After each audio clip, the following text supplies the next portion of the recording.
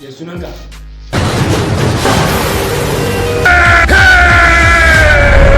Sunana Gwaska. Yana kuma ranka a ne Gwaska. Me ke faruwa ne? Ana iya kirkira cuta a saka ta a cikin al'umma. Da zarar al'umma sun fara mutuwa, sai gwamnati ta yi yunkurin kai ɗauki. Na'am, gaskiya ne wallahi Gwaska. Waɗanda suka kirkira cuta su fara sai da maganinta, a yi ta narka kuɗi ana yin maganin cuta. Gwaska ba mutumin kirki ba ne. Dan ta'adda ne. Ai malam. Malam zai Allah. Ai na gaskiya kafa. Duk wani malami da baya tsoron Allah to ba malami bane. A gaskiya dai alamun wannan malamin ba da tsoron Allah. Mutumin kirki ba ne. Dan da malam, dan da kanka. Kuma shi ne yin sanda. Ku kama Gwaska! Gwaska ku ce kwamishina. Da akwai mutane ba su so a kama Gwaska. Askallamu muna biye da 'yan zanga-zanga da su.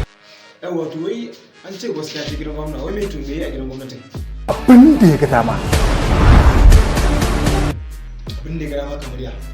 Bisa ga dukkan alamu, idan gwamnati bata kamo Gwaska ta hukunta. Tuna ji ma ce ya shiga gidan ministan kuɗi ita kuma mai mata. Ya shiga gidan minista, ya yashe ta yi mata karkam.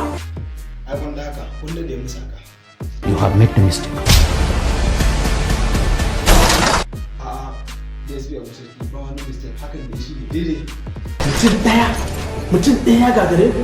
Gwaska ya zama spirit ne? Gwaska zaki ne kuma in garma. Malami, kai da kanka faɗa ka ce Gwaska zaki ne. A ci gaba da shi Gwaska, ana tare. Na zo gurin ku ne yau da sassanyin safiya domin ku buɗe mun kunduwan ku na turo sako zazzafa da